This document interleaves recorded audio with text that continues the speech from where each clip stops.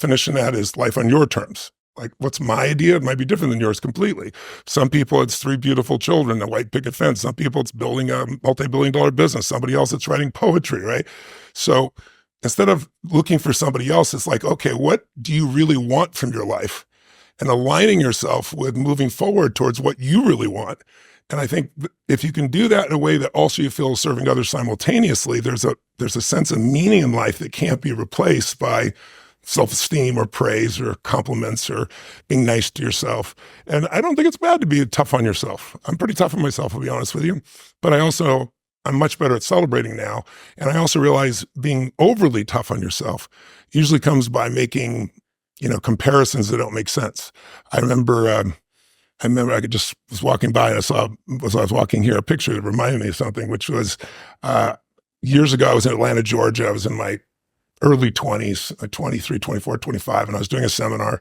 And in those days, there weren't 15, 20,000 people. It was 125 people. I remember because it was the biggest seminar I'd done. I thought it was so exciting. And I give my heart and soul and, going 12, 13 hours a day. And on the third day, the rooms were so small, then I'd go by and look in everybody's eyes. I gave everybody a flower. I mean, it was just, I look back now, it seems silly, but it was really just, I wanted to make that connection. I want to make sure that they had made that shift. I was like so obsessive about making a true transformation happen. And earlier in the day, I got a phone call from a friend of mine who said, the boss, Bruce Springsteen, he was the biggest star in the world in those days. I loved him. And he's 4 blocks from you. He's at, the Atlanta Stadium there where the Hawks play. You just finish early and come over and you got to take it in. It was Christmas time. He said, it's going to be incredible.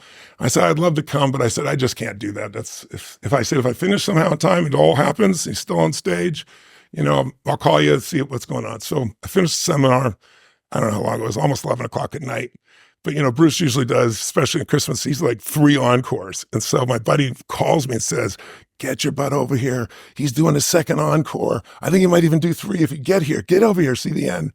So I sprinted the 4 or 5 blocks to get in, got in the stadium, couldn't find my buddy, but I got up into some high seats and I'm looking down and it was back when Clarence was still there. And, it was just the drive and the energy was incredible. The crowd was so engaged and he was doing Christmas songs and he ends with, Born to Run, and I'm like, I'm so into it.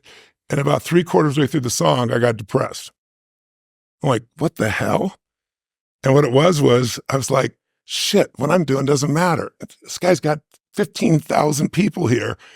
I got 125 for 3 days. I mean, I'm not making any difference at all. And I was like, and I